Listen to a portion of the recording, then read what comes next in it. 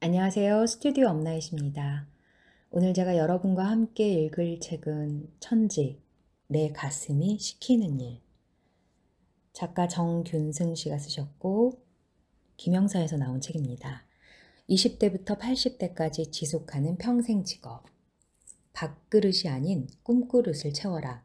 늦기 전에 젊음의 표류를 끝내라. 두 눈 크게 뜨고 만만치 않은 현실을 직시하라. 하지만 미래에 대한 단단한 희망의 끈은 절대 놓지 마라. 네, 작가 정균승 씨는 1989년 국립군산대학교에 부임해서 이 책이 나왔던 2013년까지 경제학과에 재직하고 있었습니다. 2011년에는 세계 3대 인명사정 중 하나인 미국 마르키즈 후주후에 등재되었고 2012년에는 역시 세계 3대 인명사정 가운데 하나인 영국의 국제인명센터에서 뽑은 2012년 올해의 세계적 교육자로 선정되기도 했습니다. 2013년에는 자체 개발한 자아진로 탐색 및 유망 직업 찾기 프로그램인 천직 발견으로 특허청으로부터 특허를 취득했습니다. 네, 이분의 책이 2013년도에 쓰여졌지만 지금 제가 읽고 있는 2020년도에도 좋은 아이디어를 줄 수 있을 것 같아서 함께 읽어보려고 합니다. 내 인생의 황금기는 언제 올까? 프롤로그인데요. 삶의 목적이란 도대체 무엇을 의미할까? 나는 두 가지를 동시에 충족하는 것이라고 본다. 첫째로 삶의 목적이란 자신의 존재 이유를 정립하는 것이다. 나는 누구이고 내 인생의 의미는 무엇이며 어떤 사람이 되고 싶은지 자신의 정체성을 분명하게 아는 것이다. 둘째로 삶의 목적이란 세상을 위해 기여하고 싶은 것이 무엇인지 찾아내 실천하는 것이다. 내가 존재함으로써 어떤 세상을 만들고 싶은지, 내가 꿈꾸는 세상은 어떤 모습이며 그런 세상을 위해 나는 어떻게 살아갈 것인지 묻고 대답하면서 치열하고 열정적으로 사는 것이다. 이것이 삶의 목적을 구성하는 양대 축이다. 삶의 목적은 먼저 자기 삶의 정체성을 확립하는 것이다. 어떤 사람으로 살 것인지 자신을 브랜딩하는 것이다. 문제는 자신의 진정한 삶의 목적이 무엇인지 아는 것이 여간 어렵고 힘든 일이 아니라는 사실이다. 주먹구구식으로 접근했다가는 자칫 가짜 목적에 현혹되어 엉뚱한 곳에서 길을 잃고 헤매기 십상이다. 삶의 정체성을 찾으려면 무엇보다도 자기 발견이 최우선이다. 자신이 어떤 성품의 사람인지 인지하고 어떤 핵심 가치들을 소중하게 여기며 무엇을 좋아하고 무엇을 하고 싶으며 무엇을 잘할 수 있는지 아는 것이 자기 발견의 핵심이다. 다음 단계는 삶의 방향성을 분명하게 잡는 것이다. 가장 자기답게 사는 길이 무엇이며 그렇게 살기 위해서는 어떤 일이나 활동을 통해 자신을 세상에 브랜딩하는 것이 최선인지 갈파해 그 길을 가는 것이다. 그렇게 되면 일은 더 이상 먹고 사는 문제 해결 수단이나 도구에 머물지 않는다. 오히려 참된 인생을 추구해 나가는데 없어서는 안 될 숭고한 과업이 된다. 정규직이건 비정규직이건 보수가 많든 보수가 적든 남이 알아주던 알아주지 않던 오로지 자신의 삶에서 지향하는 목적지를 향해 나아가는 강력한 열정과 열망의 분출구가 바로 자신이 하는 일이 되는 것이다. 내가 담당하는 과목 중에 생활경제라는 강좌가 있다. 경제학과의 전공 과목이 아니라 교양 과목으로 개설한 것이다. 수강하려는 학생이 제법 많아서 학기마다 수강 인원을 200명 선으로 제한한다. 첫 강의 때 작은 카드 한 장씩을 나누어 주고 다음과 같은 질문을 한다. 그러고는 각자의 생각을 적어내도록 한다. 인생의 황금기는 몇 살 때쯤이라고 생각합니까? 몇 살 정도라고 대답했을 것 같은가? 30대 후반? 40대 후반? 아니다.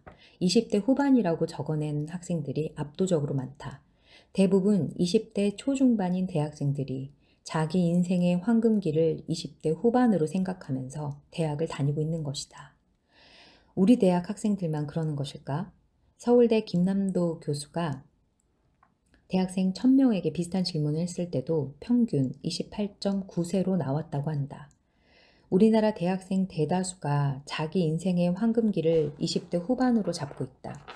그래서 그런 걸까? 수많은 대학생이 방학이 되면 부족한 스펙을 채우느라 여념이 없다. 아무리 채워도 다른 경쟁자들에게 뒤치는 것 같아 초조하고 불안하다. 학년이 올라갈수록 마음은 더욱 다급해진다. 같은 질문을 30대들에게 던졌다면 어떤 대답이 나올까? 아마도 그들 역시 30대 후반이 인생의 절정기라고 대답했을 가능성이 높다. 40대 역시 40대 후반을 가장 많이 꼽았으리라. 이쯤에서 다 같이 한번 생각해보자. 저마다 생각하는 인생의 황금기는 정말 지금부터 10년 안에 오는 것일까? 무슨 근거로 그렇게 말하는 것일까? 인생의 황금기란 무엇이며 어떻게 살아야 그런 황금기를 맞이할 수 있을까?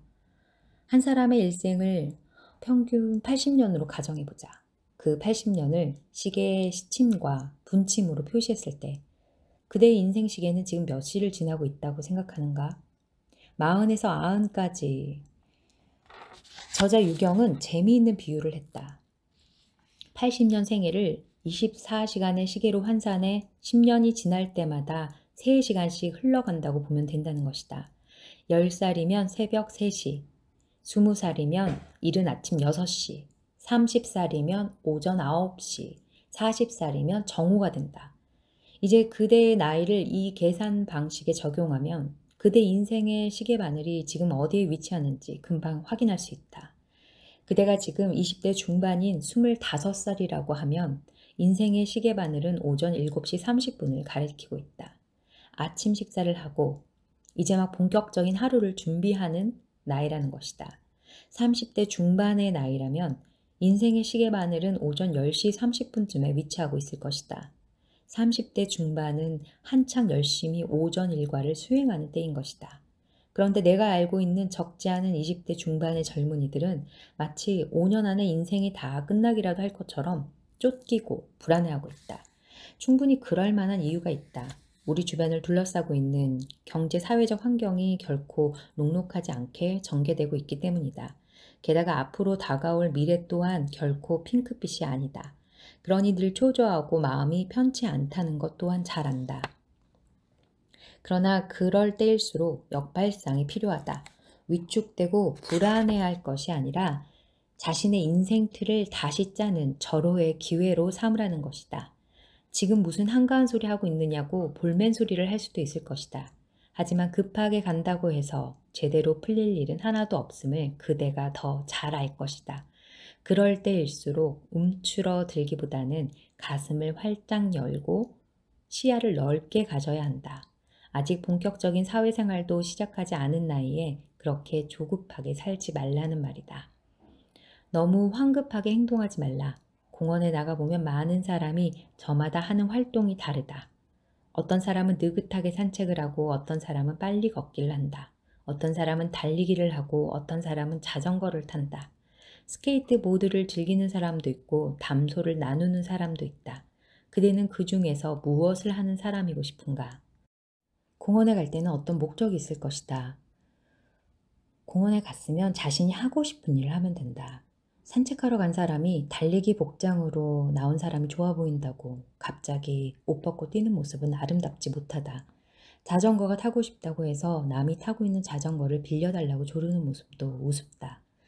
지금 그대가 20대 중반이라면 인생의 오전 7시 30분에 다시 생각해보라. 인생의 남은 시간을 무엇을 하며 살고 싶은가? 이제 막 떠오른 태양과 함께 자신을 얼마나 열정적으로 투신하고 싶은가? 그대 내면에서 아직 잠자고 있는 위대한 잠재력을 어디에 발휘하고 싶은가? 대답을 못한다면 그대는 아직 잠에서 깨어나지 않은 상태다. 이제 그만 일어나라. 자리에서 벌떡 일어나 하루를 준비하라. 그래야 인생의 시계가 오전 9시를 가리키는 30살부터는 더욱 열정적이고 뜨겁게 살 수 있지 않겠는가? 40이 넘고 50을 지나 60에 이르러서도 인생의 시계는 멈추지 않는다. 나이가 몇 살이든 우리에게 주어진 삶의 기회는 단 한 번이기에 어느 순간도 시간을 허투루 보낼 수 없다. 살아있는 동안 우리가 할 수 있는 것은 삶을 치열하게 사는 것뿐이다. 어떻게 사는 것이 치열한 삶일까? 그 치열한 삶은 어떻게 시작해야 할까? 그렇게 살면 내게도 인생의 황금기가 찾아올까? 이 책은 더 나은 삶을 살고자 노력하는 이들에게 보탬이 되고자 쓰였다. 특히 자기 정체성을 찾지 못해 방황하는 이들에게 어떻게 하면 엉킨 실타래를 풀 수 있는지 단서를 제공하고 자신이 원하는 미래, 삶의 방향성을 스스로 찾아내는 데 도움이 될 만한 정보들을 제공하고자 하는 것이 지필의 주된 목적이다. 하지만 필자의 천학비재함으로 애초에 의도와는 다르게 그 길을 명쾌하게 제시하지 못한 것 같아 부끄럽기 짝이 없다. 그런데도 이 책이 세상에 나올 수 있었던 것은 훌륭한 조언과 아낌없는 도움을 주는 소중한 분들이 있었기 때문이다. 그분들에게 깊은 존경과 감사의 마음을 전하고 싶다. 장균생. 네, 목차는 이렇게 됩니다. 첫 번째, 현실 찾기. 밥그릇이 아닌 꿈그릇을 채워라 등등등. 두 번째, 참나 찾기. 세 번째, 자존감 찾기. 네 번째, 일거리 찾기. 다섯 번째, 천직 찾기. 여섯 번째, 명품 인생 찾기. 일곱 번째, 알찬 시간 찾기. 그리고 에필로그가 있습니다. 오늘은 이 책을 쓰신 목적인 프롤로그와 첫 번째 현실 찾기에서 평생 직장은 없다, 평생 할 일을 찾아라 부분을 함께 읽겠습니다. 내가 몸담고 있는 직장은 대학이다. 직장인으로서 나는 학생들에게 강의를 하고 연구 활동을 수행한다. 하지만 나는 직장에만 얽매이지는 않고 여러 직업을 가지고 있다. 교육자이면서 리더십 및 동기부여 강의를 하고 저술가로서 책을 쓰면서 천지 코치로 활동하기도 한다. 내가 다양한 직업을 갖게 된 데는 이유가 있다. 오래전부터 직장을 그만두고 난 이후의 삶에 대해 진지하게 고민했다. 물론 대학은 다른 어떤 직장보다 수명이 길다. 가끔은 미안한 생각이 들 정도다. 하지만 언젠가 직장을 떠나야 한다는 사실은 대학이라고 해서 예외일 수 없다. 그러나 직장을 그만둔 이후에도 내 삶은 계속될 것이다. 삶이 계속되는 한 나는 하고 싶은 일을 즐겁게 하고 싶다. 지금 준비하고 있는 일들은 모두 나를 즐겁게 해줄 일들이다. 현재 한국의 기대 수명을 감안하면 퇴직 이후 적어도 20년에서 30년 이상을 더 사는 데에는 큰 무리가 없다. 그 시간의 삶을 가치 있는 어떤 일도 하지 않고 살아간다는 것은 견디기 힘든 고통이리라. 그러한 고통을 겪고 싶지 않기에 나는 지금도 죽는 날까지 영원한 현역으로 살기 위해 준비하고 실천하고 있다. 2010년 국세청 자료에 따르면 40대 전체 836만 명 중 가운데 40.3%인 337만 명이 직장인이다.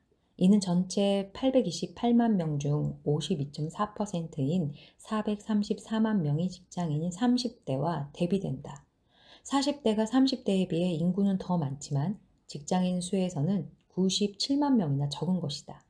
반면에 자영업자 수를 비교하면 40대가 30대보다 32만 명이나 더 많다.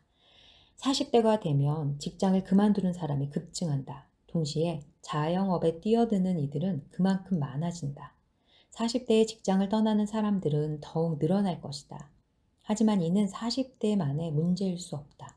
바로 30대 직장인의 내일이기도 하며 직장을 준비하는 20대들 역시 반드시 염두에 두어야 할 미래의 현실이다. 이제 한국 사회에서 직장을 다니면서 경제 문제를 해결하던 시대는 지났다. 자진 퇴직이 되었든 명예퇴직이 되었든 아니면 강제퇴직이 되었든 40대로 앞당겨진 퇴직 시기와 그 이후에 짧지 않은 삶을 미리 준비하지 않으면 대책 없는 막막한 미래와 마주치게 될 가능성이 더욱 농후해졌다. 그렇다면 무엇을 준비해야 할까? 직장 이후에 제2의 인생을 시작하는데 필수적인 준비사항이 몇 가지 있다. 이는 남녀노소, 지위, 고하를 막론하고 해당되는 사실이다. 첫째, 패러다임을 전환해야 한다. 이제 조직의 일원이 아닌 프리에이전트의 삶을 각오해야 한다. 프리에이전트의 시대라는 책에서 저자 다니엘 핑크는 2000년대 초반 미국 노동인구 4명 중 1명이 프리에이전트로 살고 있다고 말했다. 어떤 기업에도 소속되지 않는 이른바 1인 기업가들의 시대가 오고 있다는 것이다. 오늘날 1인 기업가들의 증가는 세계적인 추세로 자리 잡고 있다. 한국에서도 독자적인 경제 활동을 하는 프리에이전트가 날로 늘어나고 있다. 중소기업청에 따르면 한국에서 1인 기업의 수는 매년 5%씩 성장하고 있다. 이는 향후 직장의 퇴조와 함께 더 빠른 속도로 증가할 전망이다. 어쩌면 직장에 다니고 있는 사람들조차 기업의 일원이 아닌 1인 기업가의 마인드를 가지고 업무에 임하는 것이 하나도 이상하지 않은 기업 문화가 될 전망이다. 둘째, 평생 할 일을 찾아야 한다. 평생 할 일은 정말 하고 싶어서 하는 일임과 동시에 시간이 갈수록 더 잘하는 일을 의미한다. 반드시 고소득을 전제로 하는 일은 아니다. 풍족할 정도의 물질적 보상을 받지 못할지라도 좋아하고 즐길 수 있으면서 비교적 안정적인 수입을 따라준다면 그것으로 충분히 흡족하다. 돈이 아닌 만족도를 보고 일을 선택하면 정신적인 풍요로움과 함께 시간이 지남에 따라 물질적 풍요도 얻을 수 있다. 셋째, 충분한 시간을 두고 자기 개발에 투자해야 한다. 평생 할 수 있는 안정적인 일을 지속하기 위해서는 상당한 투자가 필수적이다. 어느 분야에서 달인의 경지에 오르려면 1만 시간 정도의 투자가 필요하다. 직장 생활을 하다 보면 부서를 여기저기 옮겨 다니는 바람에 어느 분야에서도 전문성을 갖추지 못한 채 겉돌고 떠돌다가 퇴직하기 쉽다. 따라서 평생 할 수 있는 일에 더 많은 경험과 지혜를 쌓을 수 있도록 장기적인 관점에서 꾸준히 자기 개발을 해야 한다. 직장에 얹혀 살아도 되는 시대는 점점 멀어지고 있다. 네, 이 책 천직, 내 가슴이 시키는 일. 꿈으로 밥을 짓고 놀이가 곧 직업이 되며 일과 삶이 행복하게 어우러지도록 하라. 작가는 이렇게 이야기하고 있습니다. 여러분 어떠셨나요? 네, 여러분에게 많은 도움이 되셨길 바라며 다음 시간에 또 좋은 책으로 찾아뵐게요. 오늘도 함께 해주셔서 감사합니다. 스튜디오 엄나이셨습니다.